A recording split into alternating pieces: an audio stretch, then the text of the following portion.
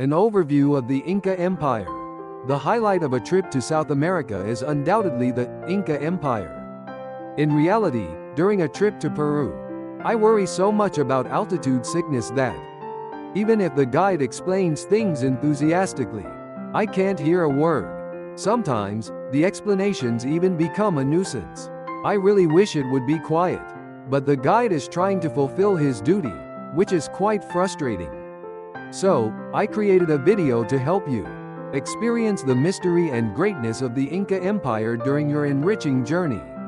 I am confident that watching this at least once before your trip will be very helpful. 1. The birth and growth of the Inca Empire. If you first understand the three things that were not present in the Inca Empire before traveling, the mystery of the Inca Empire will likely deepen. Firstly, there were no texts. Therefore, an accurate history has not been revealed until now. Secondly, it is said that there was no wheel culture. Could it be that living in mountainous areas made them feel no need for carts? And thirdly, it is said that there was no iron culture. Then, how did they cut and shape those massive stones?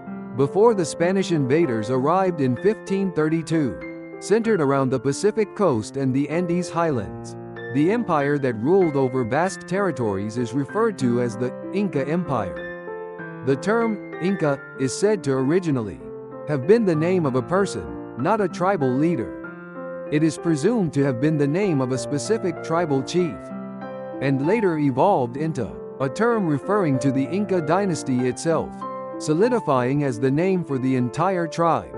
There are no written records regarding the origins of the Incas, so it is not precisely known. At that time, they used knots on string to record and count quantities.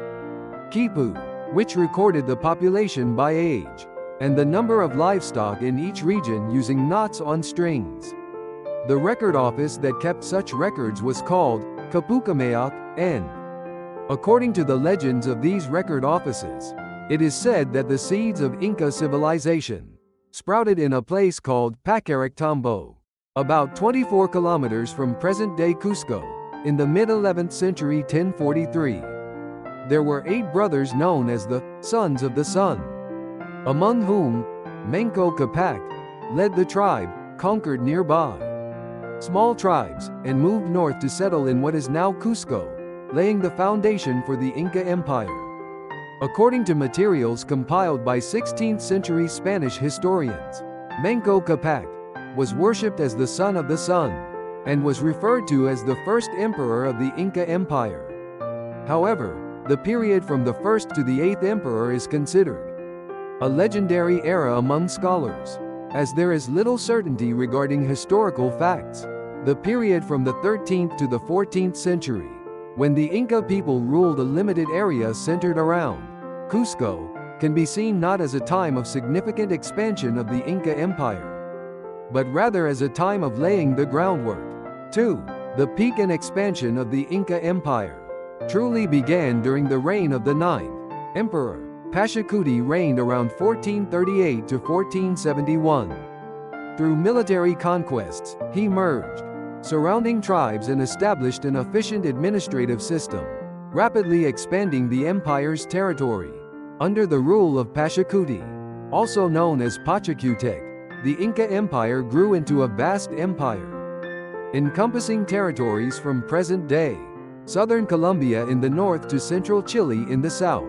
The Inca Empire had a centralized governing system, and the emperor exercised absolute power. The empire was effectively managed through an elaborate network of roads and communication systems and records, and statistics were maintained using quipu, not records.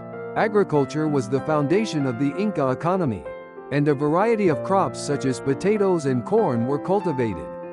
In particular, they created terraced fields to secure arable land, and maximized agricultural productivity through an efficient irrigation system. The Incas also possessed outstanding architectural and engineering skills.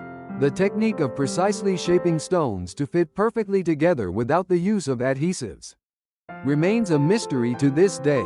Machu Picchu and massive stone structures like Sacsayhuaman are representative examples that showcase the remarkable Architectural skills of the Incas. 3. Inca society and culture. The Inca society had a strict hierarchical structure. The emperor was worshipped as a descendant of the sun god, and below him were nobles, priests, soldiers, artisans, and farmers. The spirit of community was one of the important characteristics of Inca society, where mutual cooperation and support were based on kinship communities, known as Ailu. Religion was deeply rooted in the lives of the Incas. The sun god, Inti, was worshipped as the chief deity of the Inca Empire, along with various natural phenomena such as the moon, stars, and thunder. Religious rituals and offerings were an important part of daily life, taking various forms, such as making offerings to the gods and predicting the future. Arts and crafts also flourished. Jewelry and sculptures made from gold and silver, as well as intricate textiles created using weaving techniques, were produced. In particular, Inca pottery and textiles possess high artistic value due to their unique patterns and colors.